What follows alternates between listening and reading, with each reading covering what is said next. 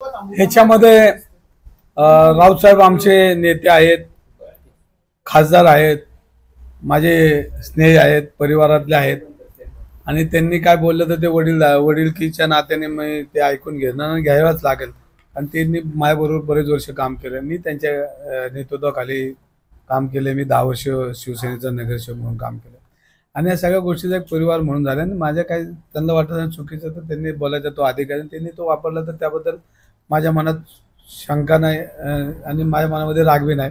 पण त्यांनी थेट म्हणले की तुमच्या अटकेची तांत्रिक तलाव होती म्हणून तुम्ही प्रवेश केलेला नाही. मी परत एकदा सांगतो, तुमच्या माध्यमातून सांगतो, मी ज्या जागा विकत घेतली ती मी 6वा मालक आहे आणि आजही त्या जागेमध्ये मी ज्यांच्याकडनं जागा विकत घेतली तिथं सरकारी कार्यालय आणि सरकार त्या मालकाला भाडं देते, त्यांच्याकडनंच आम्ही जागा विकत घेतली.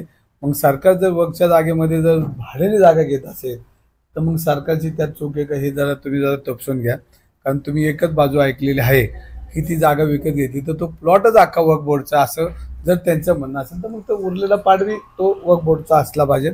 आणि ही जागा 1966 पासून ती जागे वक्फ नाही आणि त्याच्यामध्ये कोर्टाच्या परवानगीने ऑप्शन म्हणजे लिलाव करून ती जागा विकलेली. त्यानंतर ते 5वा मालक मी आहे आणि आम्ही रेरा रजिस्ट्रेशनने परवानगी घेतलेली. त्याच्यावर आम्हाला बँकेने नॅशनल बँकेने लोन दिलेलं आहे आणि तिथं आमचं बांधकाम पूर्ण झालं. फक्त त्यात एक झालं की त्याच्यामध्ये रवी धंगेकर आल्यामुळं त्या जागेचा मुळं माझ्या पार्टनरला जो त्रास झाला तो साहजिकच त्यांचे मनामध्ये, कारण त्यांचे माझ्याबरोबर भारतीय जनता पार्टीचे नगरसेवक आहेत, ते त्यात मालक आहेत, मनसेचे नगरसेवक आहेत, ते मालक आहेत, मी मालक आहे आणि याच्यामध्ये आम्ही 5-6 लोकांनी ती प्रॉपर्टी विकत घेतली आणि त्याचं रिसर बँक लोन बिन सगळं झाले.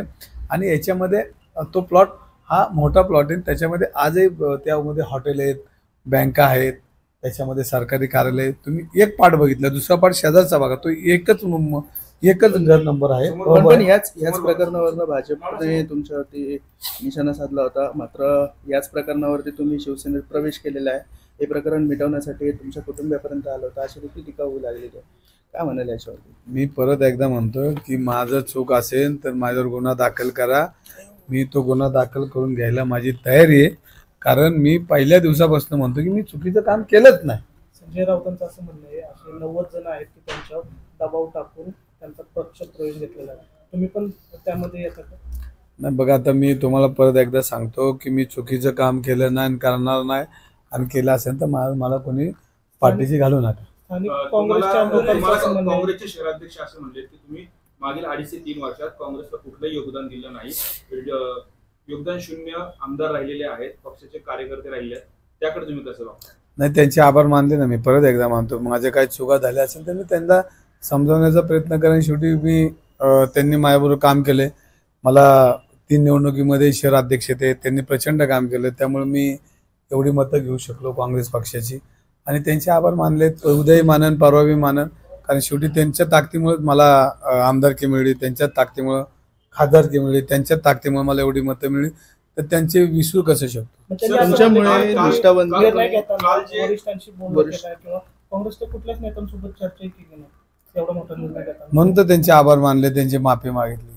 पक्षाचा अजेंडा तुम्ही आतापर्यंत चालवला नाही असं त्यांनी आरोप केला. म्हणून तर माफी मागितली. चुकलं माझं. काल जे काँग्रेसचं भाषण ऐकलं त्यामुळे त्यांनी असं म्हणलं की पोटनिवडणुकीच्या वेळेस ते या मतदारसंघात आले होते, तुमचं काम त्यांनी ऐकलं होतं, सर्व फौजफाटा लावला तरी देखील तुम्ही जिंकलात.